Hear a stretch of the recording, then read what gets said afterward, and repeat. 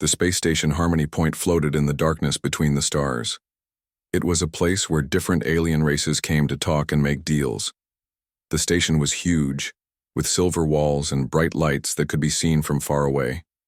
Ships from many worlds docked at its ports every day. Ambassador Kang Wu looked out the window of his room at the station. He was a tall man with kind eyes and gray hair. He had been Earth's voice in the galaxy for 5 years now.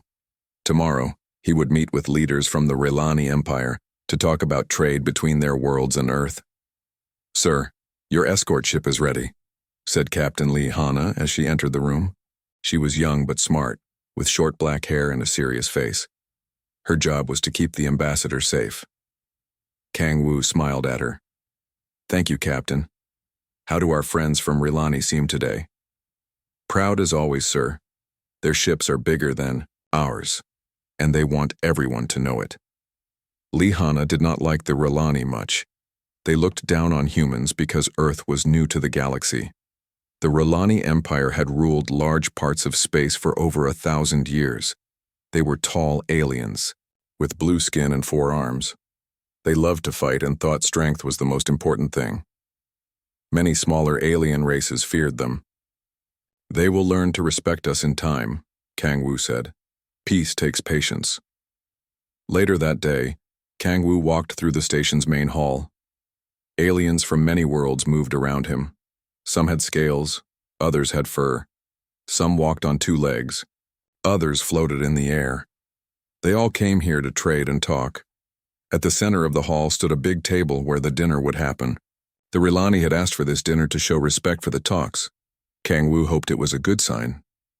"The Rilani are here," Li Hana said into her radio. She watched from a balcony above the hall.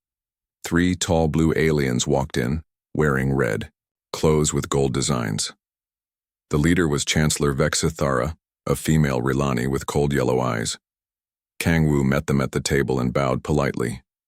"Welcome, Chancellor. I hope our talks will help both our peoples." Vexithara looked down at him. Even sitting, she was much taller than the human. "We shall see if your people are worth our time, little human." Other alien leaders sat at the table, too. There was Ambassador Gel from the peaceful Anturi race and Commander Grix from the trade-loving Kelhari. They all wanted the talks to go well. The dinner started with strange foods from different worlds. Kang Wu tried everything and smiled even when the food tasted bad. This made some of the aliens laugh in a friendly way. "Tell me, human," Vexithara said, "why should the mighty Rilani trade with a young race like yours? What can you offer us?" Kang Wu put down his drink. "We offer friendship, Chancellor, and new ideas. Humanity may be young, but we learn fast." "Learning fast can be dangerous," Vexithara said with a cold smile. "Some races learn things they should not know." The other aliens at the table became quiet. They could feel tension in the air like a storm coming. "We only want peace," Kang Wu said calmly. "Earth has no wish to threaten anyone." Vexithara laughed, but it was not a nice sound. "Peace? You humans have fought wars on your own world for thousands of years. Do you think we do not know your history?" "That is exactly why we want peace now," Kang Wu replied. "We have seen what war brings. We choose a better path." The Chancellor stood up, her 4 arms moving as she spoke. "The galaxy has an order, human. The strong rule, the weak obey. Your people grow too fast, learn too much. This cannot continue." Suddenly, the lights went out. Emergency red lights came on, making everything look like blood. Li Hana's voice came over the radio. "Security alert, armed Rilani in the hall." But it was too late. Rilani soldiers in black clothes jumped from hidden places around the hall. They moved like shadows, fast and deadly. The other aliens screamed and tried to run. Kang Wu stood up to protect the weaker aliens, but a Rilani blade found his chest. He fell to the floor, blood spreading across his white shirt. "No!" Li Hana shouted from above. She tried to get down to help, but more Rilani blocked her way. Chancellor Vexithara stood over the dying ambassador. "Let this be a lesson to all who watch," she said loudly. "The Rilani Empire will not allow upstart races to challenge the old order. What happened next made even the hardest aliens look away. The Rilani had old traditions about enemies they killed. They cut symbols into Kang Wu's body and took parts of him as trophies. It was their way of showing complete victory. All of this was recorded by the station's cameras. The signal went out to every world in the galaxy. Millions of beings watched as Earth's ambassador was murdered and dishonored. In the station's command center, Captain Lee Hana fought back tears as she sent an emergency message to Earth. Ambassador Kang Wu is dead, murdered by Rilani agents. They did things to his body. The whole galaxy saw it. The other alien leaders who survived the attack were shocked. Ambassador Gel shook his head sadly. This is wrong, even for the Rilani. But this is how galaxy politics work. Earth must ask for payment and move on. Commander Grix agreed. The Rilani are too strong to fight. Earth must accept this and learn from it. But they did not understand humans at all. On Earth, President Kim So-man watched the recording of her friend's death. Her face showed no emotion, but her hands shook with anger. Around her, Earth's leaders sat in silence. "Madam President," said Admiral Park Jin-woo, "what are your orders?" Kim So-man looked at each person in the room. Her voice was quiet, but hard as steel. "Get me everything we have on the Rilani Empire. Every ship, every world, every leader. And wake up Dr. Yoon Minji. Tell her it's time to open the files marked Project Retribution." "Ma'am," the Admiral said carefully, "the galaxy expects us to ask for an apology and some money. If we do more, we might make enemies of everyone." President. Kim So-man stood up slowly. Outside the window, Earth's blue skies looked peaceful, but that peace was about to end. "Admiral," she said, "the galaxy is about to learn something about humanity. We tried to choose peace. We tried to be good neighbors. But when someone hurts our people like this, we don't just get mad, we get even." In space around Earth, ships that the galaxy had never seen began to move. 3 days after Ambassador Kang Wu's murder, President Kim So-man stood before the cameras in Earth's capital. Behind her hung the blue and white flag of Earth. Her face was calm, but her eyes burned with cold fire. "People of Earth," she began, her voice steady and clear. 3 days ago, our friend and Ambassador Kang Wu was murdered in cold blood. He went to space to bring peace between worlds. Instead, he found enemies who killed him and dishonored his body for all the galaxy to see. Around the world, humans stopped what they were doing to listen. In homes, in schools, in factories, everyone watched their leader speak. "We are now in a time of mourning," Kim So-man continued, "but we are also in a time of preparation. The galaxy thinks it knows humanity. It thinks we are weak because we are new. It thinks we are soft because we chose peace. The galaxy is wrong." She paused, looking directly into the camera. "To those who killed our ambassador, you have made a mistake. To those who watched and did nothing, you will remember this day. And to our own people, it is time to show the galaxy who we really are." The broadcast ended. Within an hour, Earth went silent.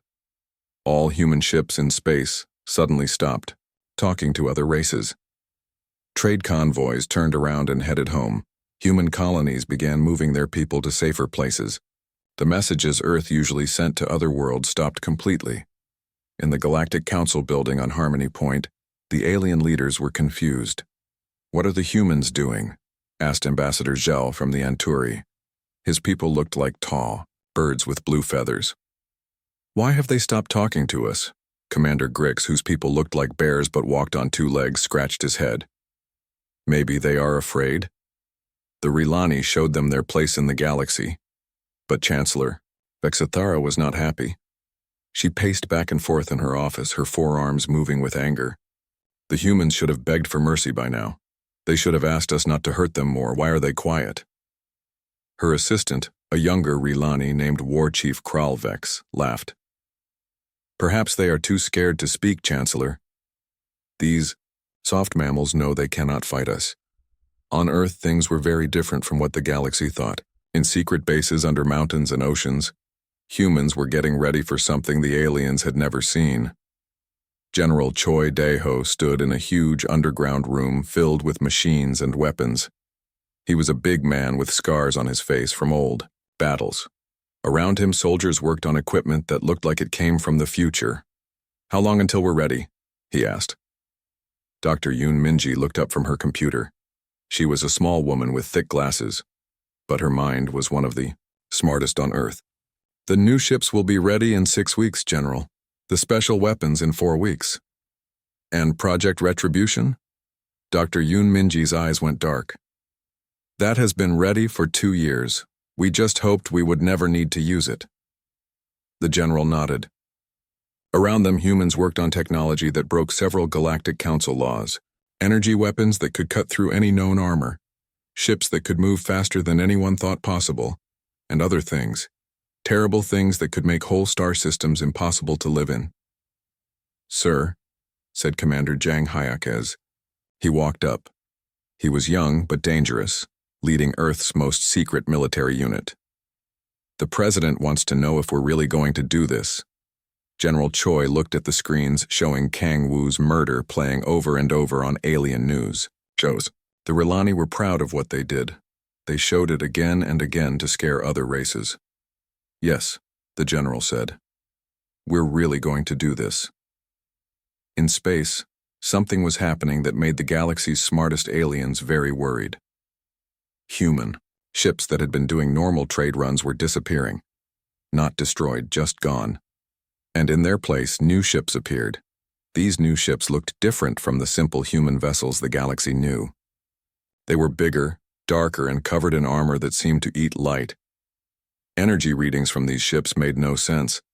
They should not be able to fly, but they did. Captain Nam Junho stood on the bridge of one of these new ships. It was called the Righteous Fury, and it was unlike anything humans had ever built before. The bridge was dark and quiet, with screens showing information that would scare most aliens. "Captain," said his second in command, "we're getting messages from the Galactic Council. They want to know what these new ships are." Nam Junho smiled, but it was not a nice smile. "Tell them they'll find out soon enough." On the Rilani homeworld, life continued as normal. The blue-skinned aliens went about their daily lives, proud of their empire's show of strength.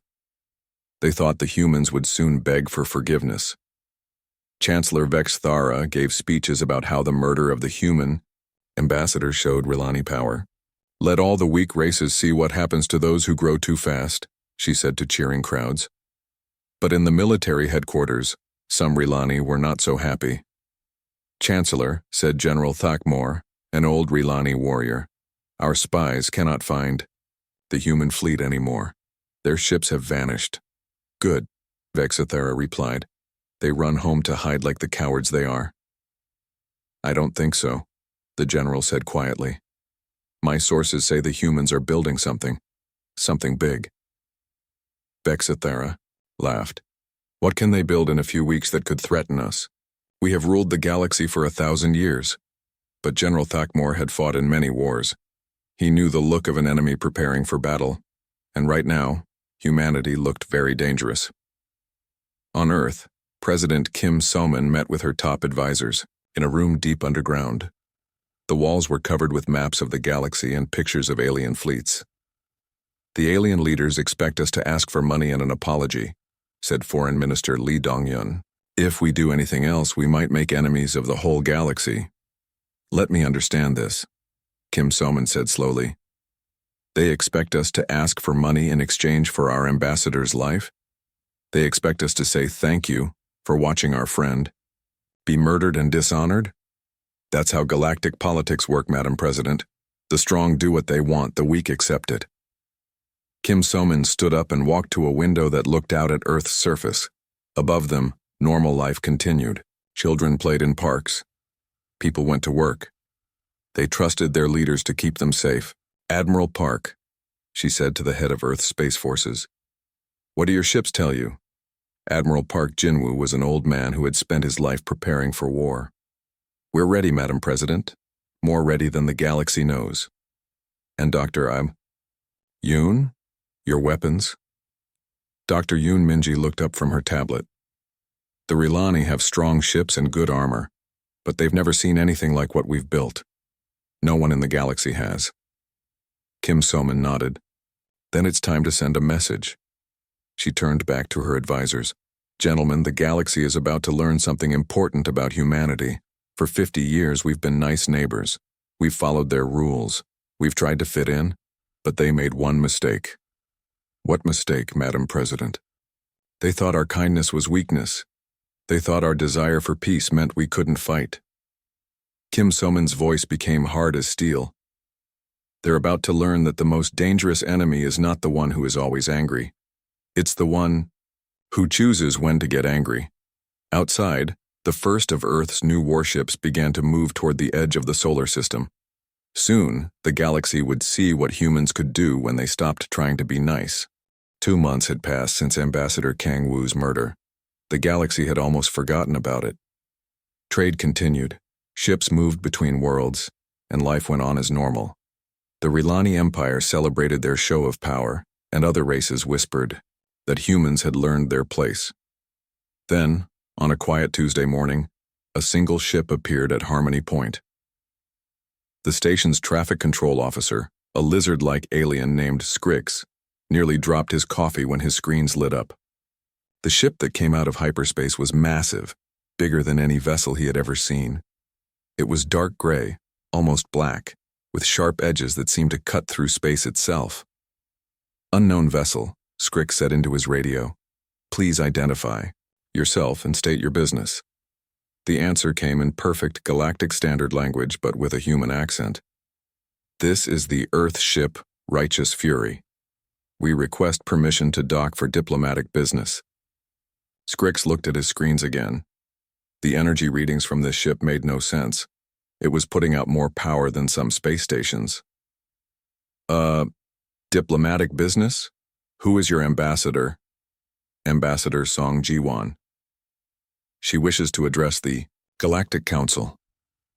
Within an hour, word had spread through the station that humans were back. Aliens gathered at the windows to look at the strange, dark ship. Some were curious, others were afraid. No one had seen anything like it before. Ambassador Song Ji-won was different from Kang Wu. Where he had been kind and gentle, she was cold and serious. She walked through the station with a straight back and hard eyes. Behind her came Captain Nam Junho and a group of human soldiers in black uniforms. Is that really a human ship? Asked Ambassador Zhel as he watched from his office window. The Righteous Fury was so big it blocked out stars. Impossible, said Commander Grix. Humans don't have technology like that. They're a young race. But the ship was real, and it was here. In the Galactic Council chamber, aliens from 47 different worlds sat in their seats. The room was round with a high ceiling, designed to make everyone feel equal. But today no one felt equal to the humans who walked in. Ambassador Song Ji-won stood at the center of the room. She was a tall woman with black hair pulled back tight. Her face showed no emotion as she looked around at the gathered aliens. Honored members of the Galactic Council, she began, her voice clear and strong. I come before you today to discuss the murder of Ambassador Kang Wu. Chancellor Vexthara, sitting in the Rilani section, laughed. Come now, human, that matter is closed. Your ambassador was weak. He paid the price for weakness. This is how the galaxy works. Song Ji-won turned to look directly at the Chancellor. No, Chancellor Vexthara. This is how the galaxy worked. Things are about to change. A whisper went through the chamber. The other aliens could feel something different about this human. She was not asking for help or begging for justice. She was stating facts. The human named Kang Wu was murdered in cold blood, Song Ji-won continued. His body was dishonored according to Rilani tradition. This was broadcast across the galaxy for all to see. And you? She looked around the room. You all watched and did nothing. Counselor Zethmar from the peaceful Talari race stood up. His people looked like tall, thin humans with silver skin. Ambassador Song, we understand your anger. But we must work within the system. File a complaint, ask for compensation. No. The word cut through the air like a knife. The time for filing complaints is over. Song Ji-won reached into her pocket. and pulled out a small device. She pressed a button, and a holographic image appeared in the center of the room. It showed Chancellor Vexithara giving the order to kill Kang Wu. "We have recordings," Song Jiwan said. "We know who gave the orders. We know who carried them out. We know who watched and celebrated." Chancellor Vexithara's 4 arms moved with anger. "How dare you spy on the Rilani Empire? This is an act of war." "No," Song Jiwan replied calmly. "This is justice. Earth demands that you surrender the following individuals for trial under human law: Chancellor Vexithara, War Chief Kralvex, and the 7 Rilani agents who carried out the murder." The chamber erupted in noise. Aliens shouted in dozens of languages. Some were angry, others were scared. No one had ever demanded that the Rilani Empire hand over its leaders. "You are insane!" Vexithara screamed. "The mighty Rilani do not surrender to anyone, especially not to soft little mammals like you." Song Jiwan waited for the noise to die down. Then she spoke again, and her words made the chamber go completely silent. "You have 72 standard hours to comply with this demand. If you do not surrender these individuals, Earth will come and take them." War Chief Kralvex, who had been sitting quietly next to the Chancellor, suddenly laughed. It was a loud, mocking sound. "Take them? Take them how? With what army? You humans have maybe 100 ships. We have 10,000. Song Jiwan looked at him with what might have been pity. "War Chief, you are about to learn something important about humanity. We don't just build armies, we build solutions." She turned to address the entire council. "For 50 years, Earth has been a peaceful member of this council. We followed your rules. We respected your traditions, we tried to fit into your galaxy, but you made a mistake." "What mistake?" asked Councillor Zethmar quietly. "You thought our kindness was weakness. You thought our desire for peace meant we couldn't fight." Song Jiwan's voice became hard. "You were wrong." She pressed another button on her device. Suddenly, the chamber's main screen lit up with images from across the galaxy. Human ships, not the small trade vessels everyone knew, but massive warships covered in weapons, were taking positions near important Rilani worlds. The aliens in the chamber stared in shock. The ships on the screen were impossibly large and advanced. They moved in perfect formation like dancers in a deadly ballet. "Where did these come from?" whispered Ambassador Zhel. "We've been building them for 40 years, Song Jiwan answered. "Every year you've known us, we've been preparing. Every treaty we signed gave us information about your military. Every trade agreement taught us about your technology. Every diplomatic meeting showed us your weaknesses." Chancellor Vexithara's face had gone pale blue. "This is impossible. The Council monitors all military development. We would have known." "You monitored what we let you see," Song Jiwan replied. "Did you really think a species that fought wars on its own world for thousands of years wouldn't know how to hide weapons?" War Chief Kralvex was no longer laughing.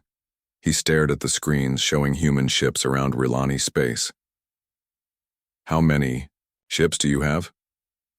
"Enough," Song Jiwan said simply. "More than enough." She looked around the chamber one more time. 72 hours, honored council members. After that, this becomes a different kind of discussion. Song Jiwan turned and walked toward the exit, her soldiers following behind her. As she reached the door, she stopped and looked back. "Oh, and Chancellor Vexithara, you asked how we would take your leaders. The answer is simple. We'll take them the same way you took our ambassador's life. Completely." The human delegation left the chamber in silence. Behind them, the gathered aliens sat in shock, staring at the screens still showing human warships positioned like a noose around Rilani space. On the Righteous Fury, Captain Nam Junho received a message from Earth. He read it and smiled grimly. "Admiral Park sends his regards," he told Song Jiwan. "The fleet is in position. All ships report ready for battle." Song Jiwan nodded as she looked out at the stars. Somewhere out there, the Rilani Empire was about to make a choice. They could surrender their criminals and face justice, or they could fight. She hoped they would choose to fight. Earth had spent 50 years being nice. It was time to remind the galaxy why humans were the apex predators on their world. The countdown had begun. 72 hours passed. The Rilani Empire gave no answer. On the bridge of the Righteous Fury, Ambassador Song Ji-won stood next to Captain Nam Junho. Around them, human officers worked at control stations that hummed with deadly energy. The ship's main screen showed the Rilani homeworld spinning slowly in space below them. "Any response from the surface?" Song Ji-won asked. "Chancellor Vexa Thara sent one message," Nam Junho replied. She said, and I quote, "The Rilani Empire does not bow to inferior species. Come and take us if you can." Song Ji-won nodded. "Then we will." She opened a channel to all ships in the human fleet. "This is Ambassador Song to all vessels. The Rilani Empire has refused our lawful demand for justice. You are authorized to begin Operation Retribution. Across Rilani space, 200 human warships received the message. They had been waiting in perfect formation around the Empire's most important worlds. Now they began to move. The Rilani homeworld was protected by massive space stations and defense platforms. Weapons that could destroy mountains pointed outward at the stars, ready to stop any invasion. For 1,000 years, no enemy had been able to break through these defenses. Fleet Admiral Yu Sung-wan watched from his flagship as the battle began. He was an old man who had fought in Earth's last wars before humans went to space. He knew how to destroy things. "Target their orbital defenses first," he ordered. "Remember, no shots at the planet itself. We're here for the criminals, not innocent people." The human ships opened fire. The weapons they used were beyond anything the galaxy had seen before. Beams of pure energy cut through Rilani shields like they were made of paper. Missiles that bent space itself around them struck targets that should have been impossible to hit. Within an hour, every defense platform around the Rilani homeworld was burning metal floating in space. "Sir," shouted Lieutenant Bae Yunha from her fighter cockpit. She was leading a squadron of small, fast ships that darted between the larger vessels. "Rilani fleet incoming from the outer system." Admiral Yu smiled grimly. "Let them come. It's time they learned what real military technology looks like." The Rilani reinforcement fleet was impressive by galactic standards. 300 warships, each one the size of a small city, approached the human fleet in attack formation. Their hulls were painted in bright red and gold, showing their pride even in battle. Supreme Commander Gralteth led the Rilani fleet from his massive dreadnought. He was one of the greatest military leaders in galactic history, a warrior who had never lost a battle. He looked at the human ships on his screen and laughed. "Look at them," he told his officers. "Only 200 ships against our 300. These humans are fools." But War Chief Kralvex, who was on the bridge with him, was not laughing. He had seen the recordings of what human weapons did to the orbital defenses. "Sir, perhaps we should be more careful. Their technology seems—" "Silence," Gralteth roared. "The Rilani have ruled this galaxy for 1,000 years. No upstart race will defeat us." The two fleets met in space above the homeworld. What happened next would be remembered across the galaxy for generations. The Rilani ships fired first, sending waves of energy and missiles at the human fleet. It was an attack that could have destroyed a small moon. The aliens watching from other ships expected to see the human vessels torn apart. Instead, the human ships simply absorbed the attack. Their shields glowed briefly, then returned to normal. "Impossible," whispered Gralteth. "Our weapons can cut through any known armor." Captain O. Youngman commanded a group of human destroyers on the fleet's right side. He was a young officer, but he had trained his whole life for this moment. "Admiral Yu, request permission to show them what real firepower looks like." "Permission granted, Captain. Light them up." The human ships returned fire, and the galaxy learned a terrible lesson about human engineering. The weapons they used didn't just destroy Rilani ships, they unmade them. Vessels that had existed for decades simply stopped being. Their atoms scattered across space. In 15 minutes, half the Rilani fleet was gone. "Retreat," Gralteth shouted, his pride forgotten in the face of impossible destruction. "All ships retreat to safe distance." But the human ships were faster than anything the Rilani had ever seen. They moved through space like hunting wolves, picking off enemy vessels one by one. Their weapons fired with surgical precision, hitting exactly what they aimed at every single time. On the surface of the Rilani homeworld, billions of blue-skinned aliens watched their proud fleet being destroyed. In the capital city, Chancellor Vexithara stared at screens showing the battle above. Her forearms shook with rage and fear. "How is this possible?" she demanded. "The humans were weak. We saw their ships. They were small and slow." Her advisor, a military expert named Colonel Thekvar, looked at the data coming from the battle. His face was pale with shock. "Chancellor, those were not their real ships. They were... I don't know what they were, but these vessels are beyond our technology by centuries. That's impossible. We've watched them for 50 years. No, Chancellor, they've been watching us." Above the planet, the battle was ending. Of the 300 Rilani ships that had attacked, only 50 remained. They floated dead in space, their crews unconscious from shock weapons that left ships intact but crews unable to fight. Admiral Yu opened a communication channel to the planet below. His voice was heard in every city, every town, every home. "On the Rilani homeworld, people of Rilani Prime," he said in their own language, "we are not here to conquer you. We are not here to destroy your world. We are here for justice. Give us the criminals who murdered Ambassador Kang Wu, and this ends now." On the planet's surface, crowds gathered around public screens. Many Rilani were seeing human technology for the first time, and they were terrified. These humans had just destroyed their greatest fleet like it was nothing. In the Capitol building, Chancellor Vexithara's government was falling apart. Military leaders who had supported her were now demanding she surrender.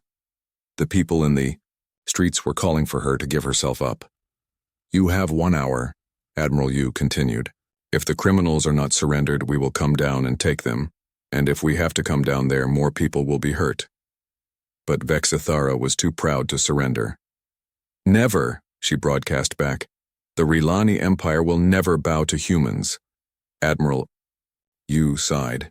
He had hoped it wouldn't come to this. "Very well. Captain Nam, take your landing force and go get them." What followed was not really a battle. It was a demonstration. Human soldiers in advanced armor moved through the Rilani capital. Like ghosts, their weapons put enemy troops to sleep instead of killing them. Their equipment let them walk through walls and become invisible. Within 2 hours, they had captured Chancellor Vexithara, War Chief Kralvex, and all 7 assassins who had killed Ambassador Kang Wu.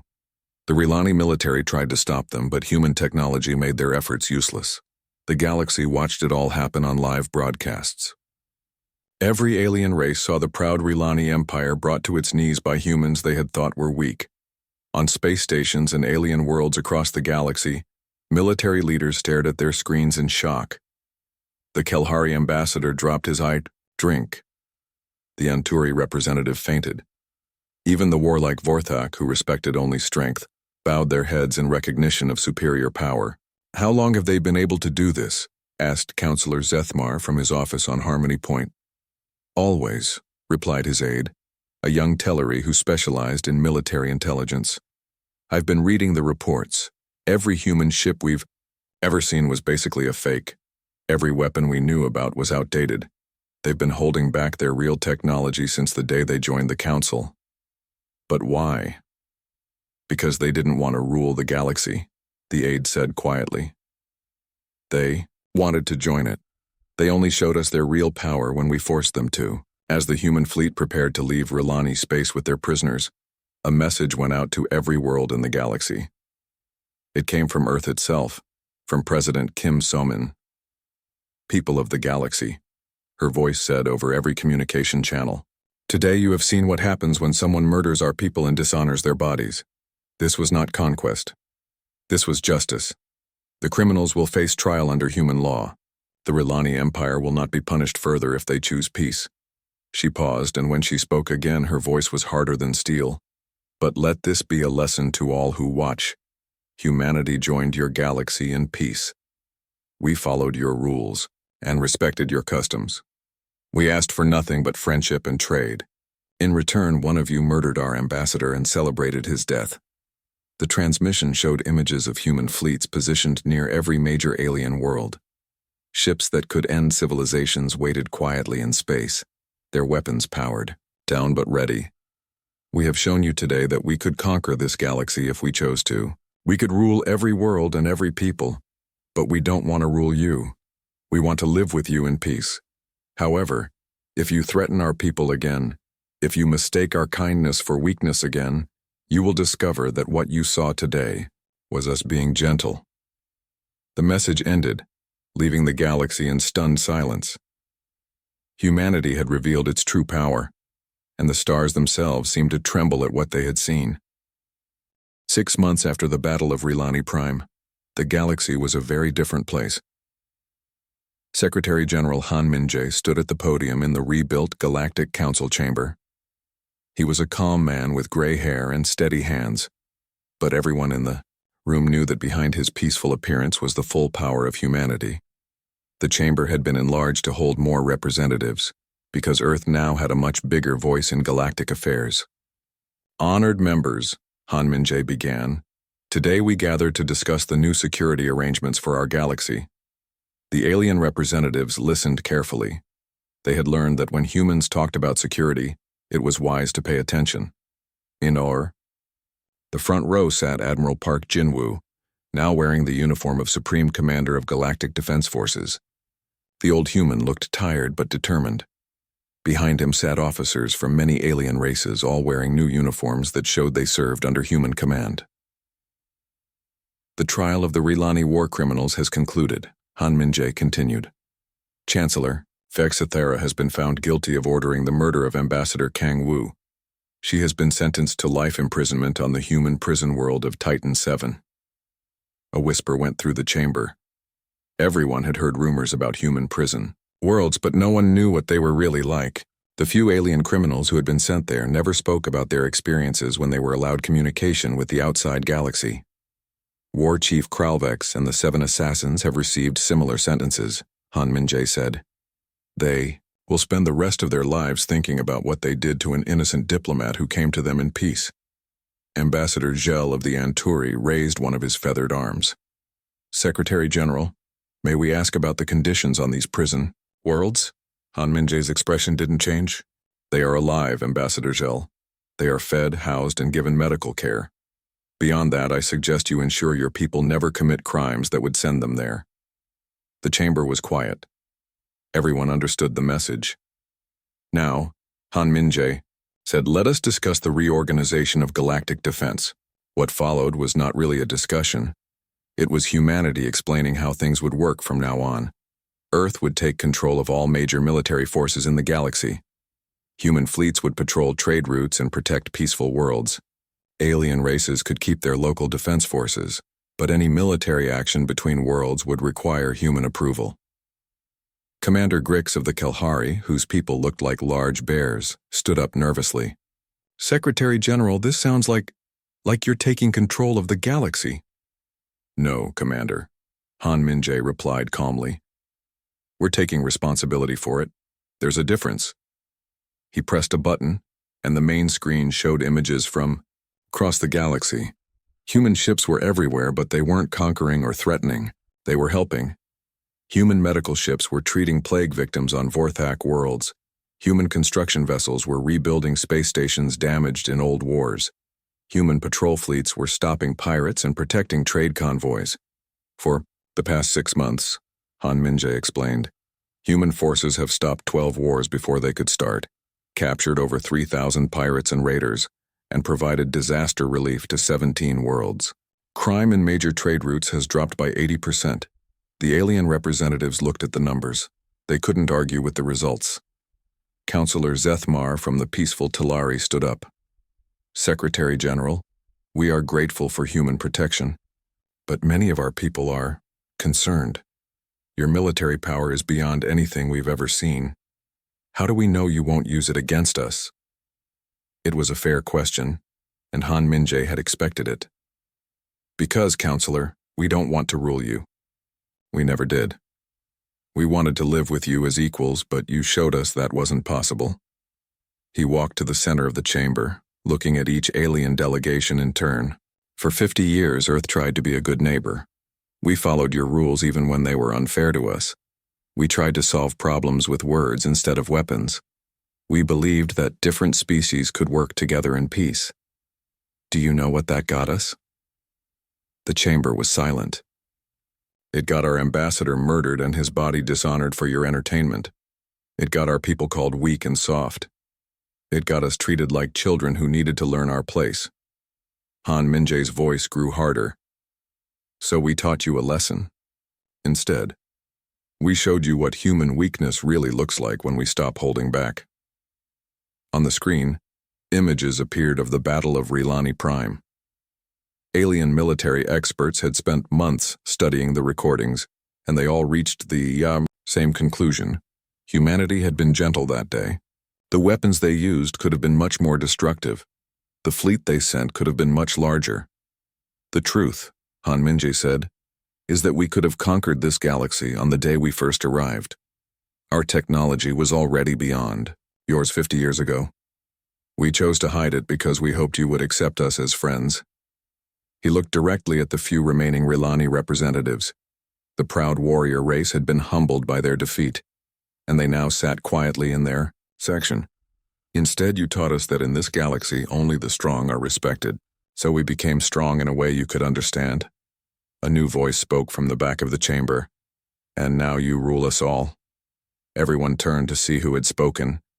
It was General Thakmor, the old Rilani warrior who had tried to warn his people about human preparations.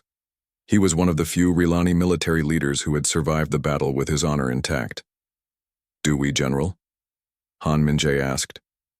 Do we rule you? You could destroy any of our worlds whenever you choose. Your ships surround our planets. Your weapons make our military useless. If that is not rule, what is? Han Minjae nodded. You make a good point, General. Let me answer with a question of my own.